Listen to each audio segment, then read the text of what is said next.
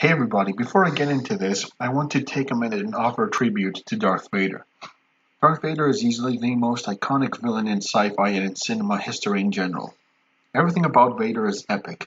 His suit, his voice, his theme, which for copyright reasons I'm not going to be playing, his breathing, and most importantly, his most iconic line that changed the movie industry for good. You know the one. Vader has been a fan favorite for years, and that is evident in the fact that even after the prequels, his story is still being explored through games, comics, and novels.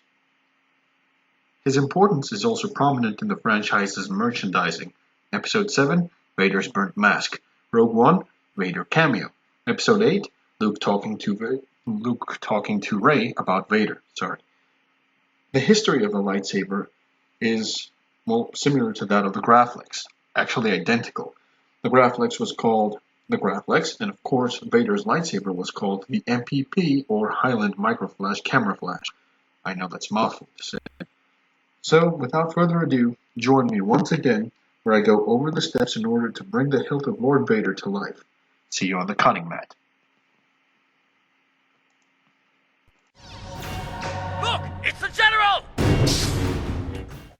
And we're back. Okay, so welcome to the cutting mat again. Now, I did a lot of modifications, and I did a lot of things necessary to start this build.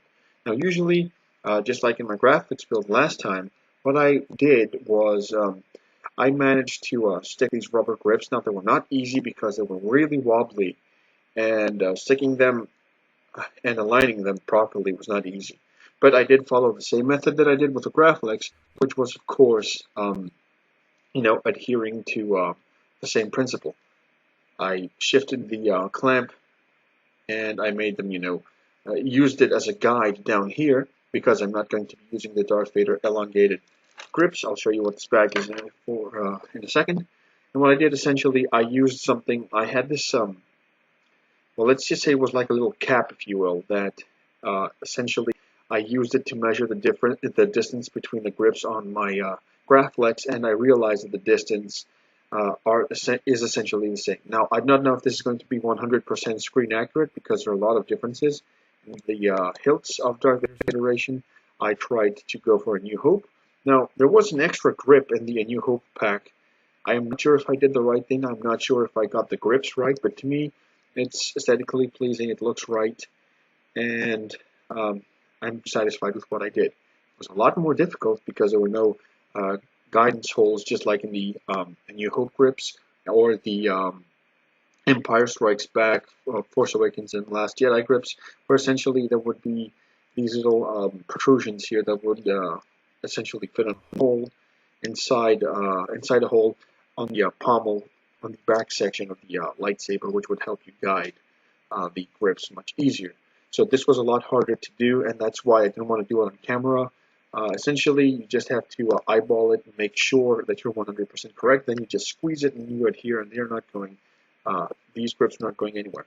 But one thing that I wanted to warn you guys is that you have to pay extra attention to these because they're rubber. So if you want to go full contact dueling with an MPP with these very elastic rubber grips, I don't suggest as much that you do so because, like I said, these are for show. There are a lot of tiny screws and greeblies here that you may lose if you go full contact dueling with your lightsaber. I was fortunate enough for losing a few of my greeblies and one of the brass pins on my Graflex. When I first got it, I was able to replace them and had to find out the hard way that these are not supposed to be used for full contact dueling. Now, the other lightsaber that I built, the custom one that I made with the lightsaber parts from the Saber Forge, that is for full contact dueling. And this is a more of a show and tell kind of thing. So if you're going to get yourself a as screen accurate as possible hilt from the movies, from an actor, from a character, sorry, in the films, I do suggest that you treat them gently because they're expensive. And if you've actually paid for this, I'm pretty sure it's going to hurt when you lose one of these screws or, greebly or one of these decorative doohickeys on your hilt.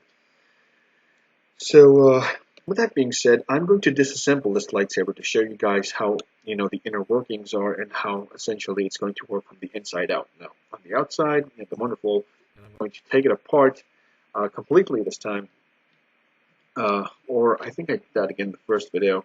I'm not sure because I did record myself, you know, putting the grips together and taking the lightsaber apart, but it was too long. It was over 30 minutes, and editing would have made it awkward.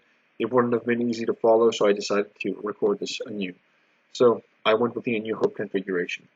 Now, one of the first things that I want to start doing is, what I want to also say is that I took off the micro flash logo that was on the hilt. To me, I didn't like it. A lot of people don't actually. So what I did, I took some pliers and I yanked out this little bolt, if you will. It wasn't threaded on. It was just basically just knocked in. And when you manage to yank it out and you pull it out, you can easily use your hand and it will come out. If you get one of the two bolts on either side to come out, then this whole metallic, it's metal, this whole logo will come off. So that side, so it's looking a little more Star Warsy and not Earth-ish. One of the other things that I did is that I did change the clamp, and I'm going to show you the greeblies here that went with the bag. Now I did this hilt came with 3 sets of grips, of course for A New Hope, Rogue One, and Empire. And there are a lot of differences. I know Darth Vader's lightsaber very well.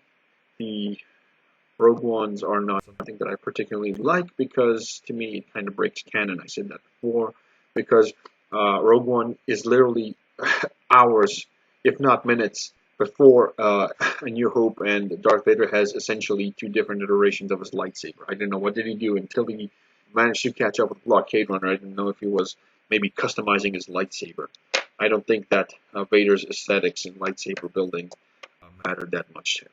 So the difference with the A New Hope grips, the A New Hope clamp with the Empire Strikes Back or Rogue One clamp is that the well, I'm going to call these the clamp holders that essentially hold the clamp together.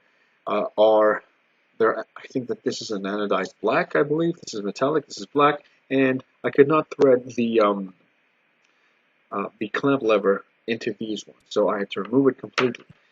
And it came with this little screw here that I also removed because this is not A New Hope accurate. I like the clamp lever here.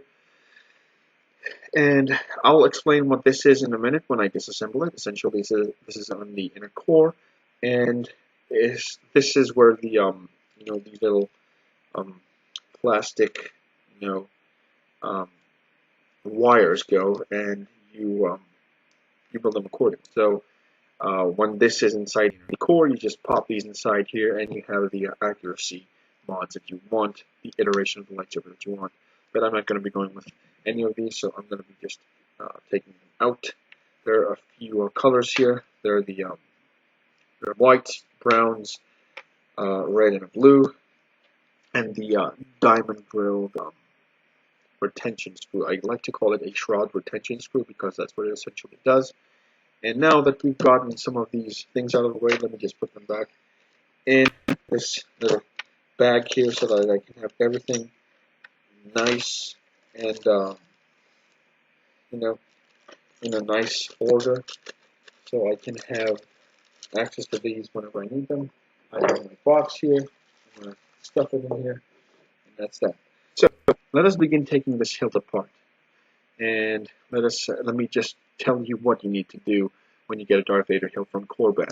Now, this is close, or I think this is the exact same iteration from 89 Sabers. So if you get this from 89 Sabers or Korban, the inner workings and construct of this hilt is identical, if not the same.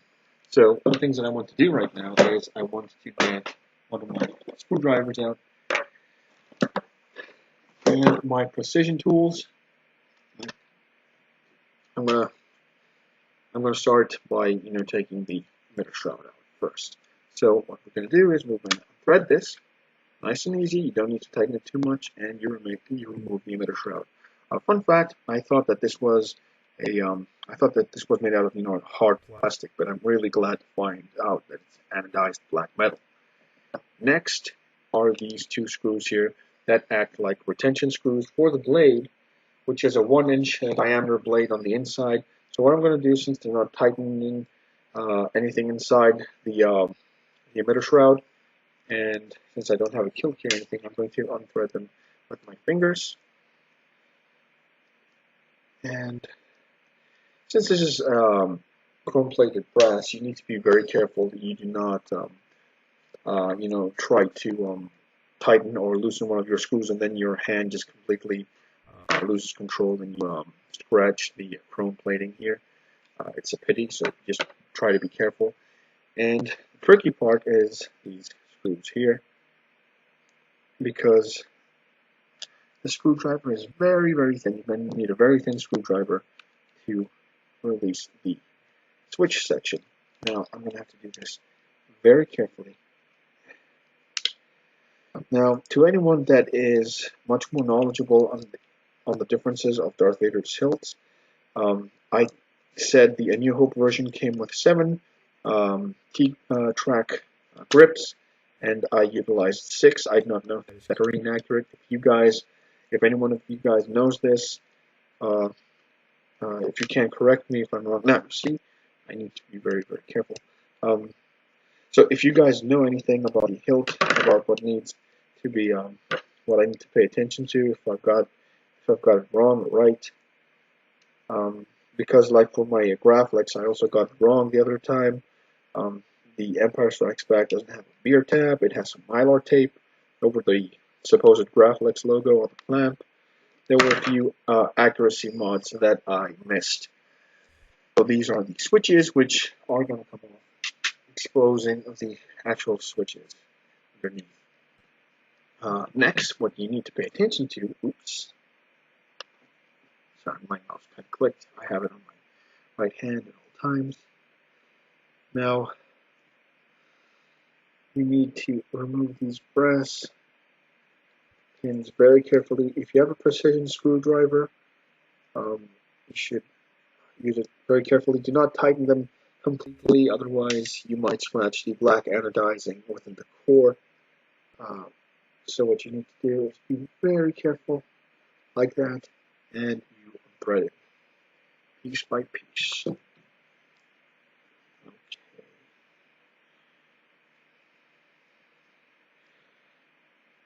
Now I'm going to keep it like this until my electronics arrive, because the electronics that I ordered from the Custom Saber Shop are at the post office, but since we're in the weekend, I'm going to have to wait until Monday. So far I removed everything, the top part of the emitter. I'm going to, take the chance to also clean this before I put everything back together again. So that's that. Take my screwdriver and put it aside. A good thing, a good habit to, have when you're doing these sort of things is to put things back into their place once you're done. So I've got the emitter shot here. Next, the clamp. And since I tightened it fairly tightly, what I'm going to do is I'm going to remove this. Okay. Now, the good thing is with the MPP clamp is that it is made out of rubber. There is a rubber layer underneath, so you do not run the risk of scratching this at all. I'm just going to let this, slide a bit. So what you do is you hold the clamp and the upper section together, and this basically unthreads nice and easy. Okay. Since there's nothing inside, oops, sorry about that. Since there's nothing inside the inner core to have it bolted down, it's going to move inside. So what I'm going to do is I'm going to make sure not to lose the bubble card, so I'm going to remove it. Put it aside here for now. I'm going to remove the clamp because I also wanted to clean up the hilt. And this is the inner core. You just simply slide it out, and I'm going to show you the necessary modifications that you need for this build. Now, like I said previously, I put it back.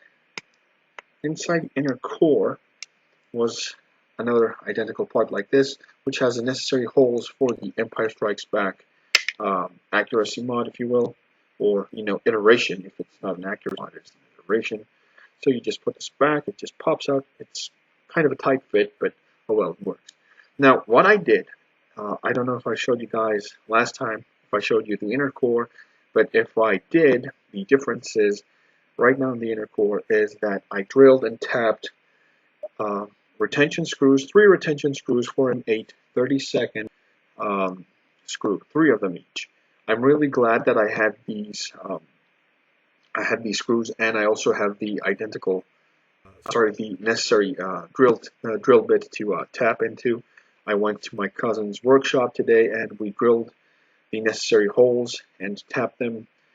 I'm really satisfied with it. So if I take a small identical Allen wrench here, I can just thread and unthread this. Now, what are these mods? What are they for? Why is it necessary? So it depends on what you're going to go with. Now, the back end of the hilt inside is very roomy. So, for example, if I take a chassis, this one was from Shamim's custom lightsaber services. I'm really not sure where I'm going to be able to find these again in the future. I hope that he passed them on to someone like maybe Goth 3D Designs, because I really like this design and it's really, really cool. But there are a lot of 3D printed chassis out there. You know, Goth 3D Designs has his own, custom. What do you call it? He has his own custom chassis that fit the inner diameter of the hilt perfectly. Now this is going to be a little roomy, which can be a problem.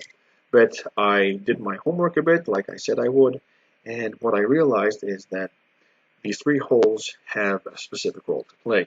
This is where my LED retention screw is going to be.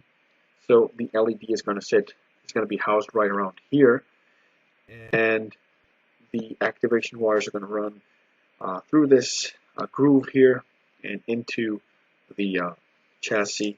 Now this battery is for demonstration.